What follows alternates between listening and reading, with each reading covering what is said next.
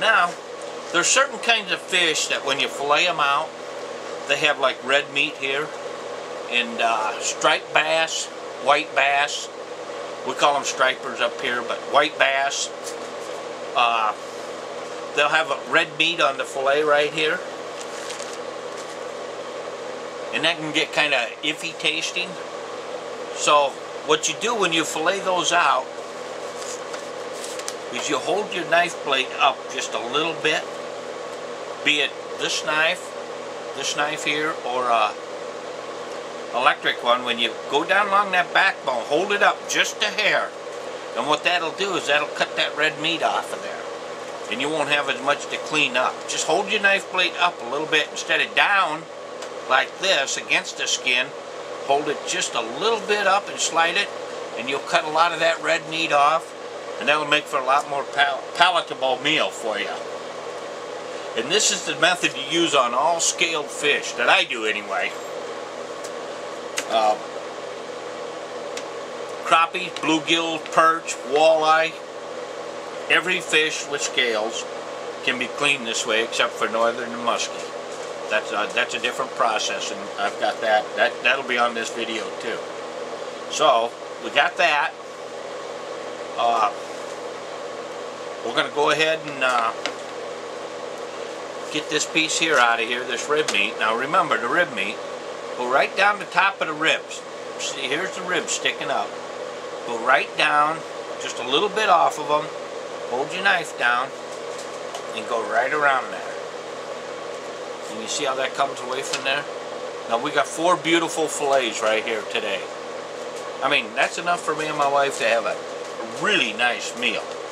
So, anyway, that's the way that goes. Now, another thing you can do is if you're looking for if you got fish that you might have problems with in your shop, some fins I like to save, because once in a while you'll end up with a fish that isn't very good, has a bad fin.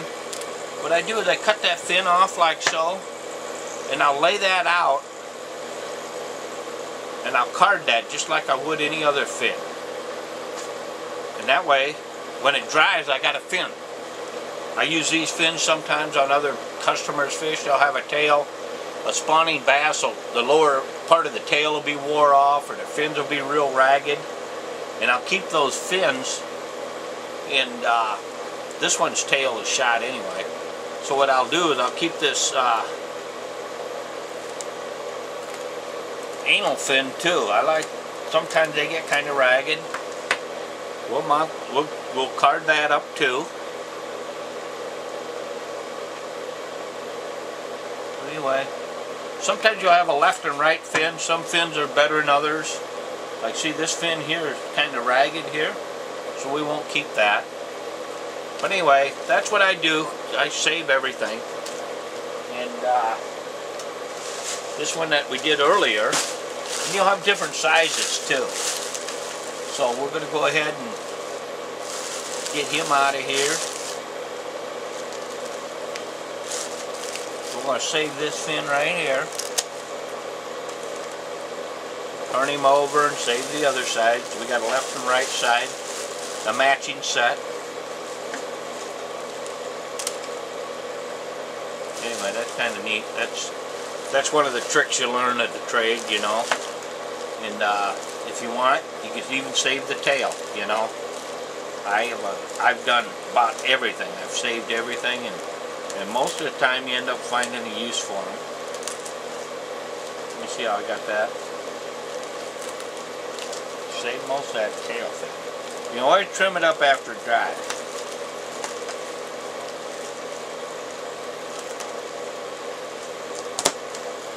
You see I got this tail off of here. I'm going to mount that up too. I'm going to card that up and let it dry, because I may have a use for a tail in the future. Okay? Okay. I'm going to get rid of these entrails, and we'll wait till we get some more fish of another species. I think we got a northern, we got bass, we're going to have bluegill, crappie, everything, but most scaled fish are just like this. Just use your electric knife, works great. I can do a better job with an electric knife than I can a hand knife. For the simple reason, you don't have to fight those bones as much. You have more control if you let your knife do the work.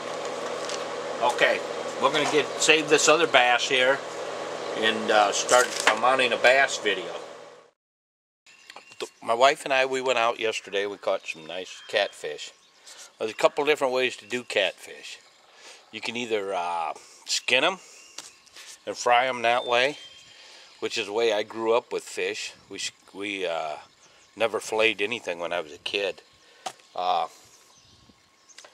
There's a technique to doing that. I've used to work at a fish market, and we cleaned tens of thousands of pounds of catfish for the restaurant business.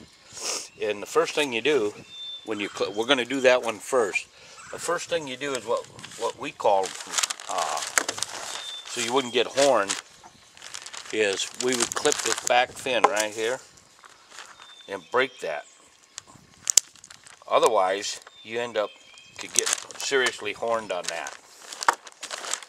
There's a couple different processes you go through on fish. One of them is ringing the fish, and what I mean by ringing the fish is you go right in here behind this bone right here. It's like a collarbone. You just go ahead and ring all the way around. Hence the name ringing. Start here, go all the way down around, and go up to the bottom here of the gills. Do the same thing on the other side. Just go ahead and cut it, then go around this way. And what that does is when you start skinning it, you'll be able to pull that skin off a lot easier. Now, if you're doing a lot of catfish this way, pan size, what I'd recommend is a board with a nail on it. Slam the head down on there. Make sure you don't have the nail up high enough to come through the head.